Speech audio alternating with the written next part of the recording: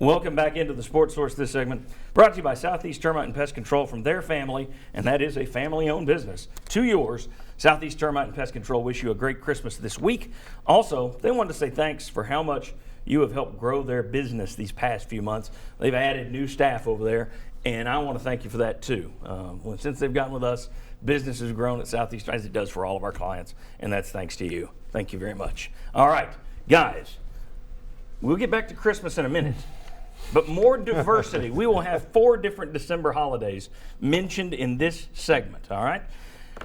First of all, Kwanzaa is an African-American holiday first celebrated in the 60s.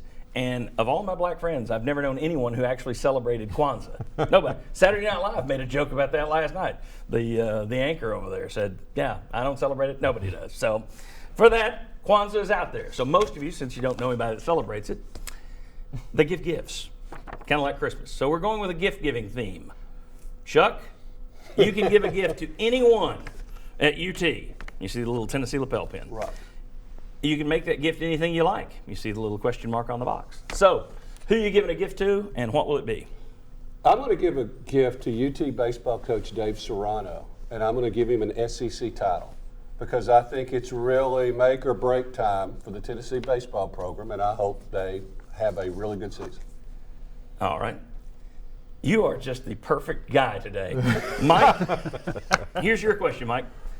And this is a pagan holiday, and it goes to our resident pagan. Thank you. Yule. I think. Yule is a celebration of the winter solstice by the pagans. So here's the question. What UT coach's hot seat will feel like it has a Yule log burning underneath it in 2016? And then you can say exactly what Chuck just did.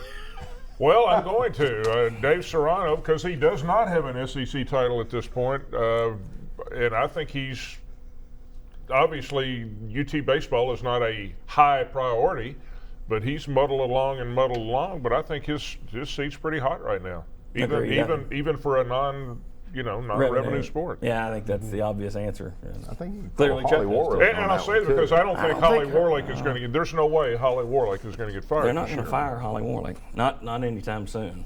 I'd say not. There's a way.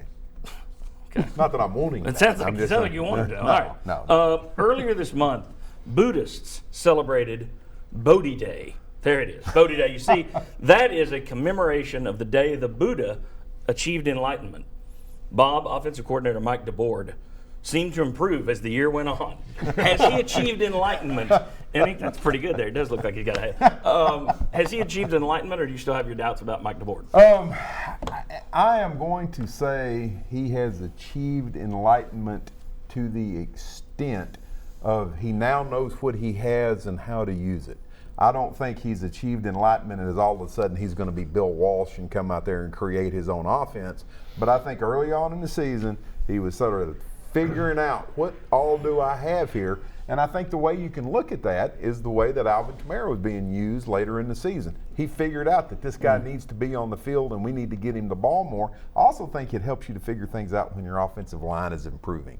So I'm going to say he has achieved enlightenment. I don't think he can levitate yet, but he's better than he was. I agree. I think when you look at the numbers, it's hard to make any kind of real complaints about Mike DeBoard with the season the offense had in terms of based on Tennessee history. It was one of the best offenses in school history. All right, Jimmy, Hanukkah has come and gone for our Jewish friends out there, but still we have a dreidel-related question here. This is again due to our Office of Diversity telling us to be more inclusive.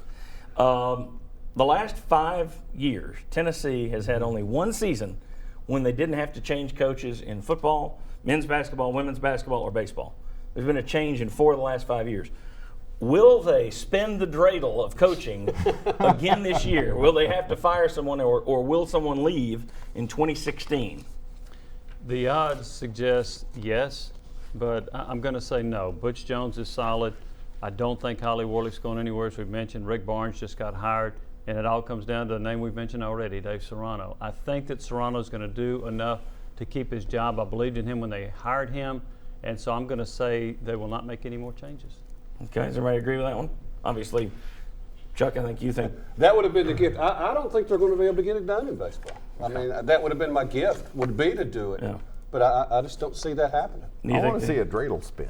Do you think they get through a year without a coaching change? Yeah, I'm gonna say no. Okay. Just simply because I think there's 1.5 that's really on the hot seat.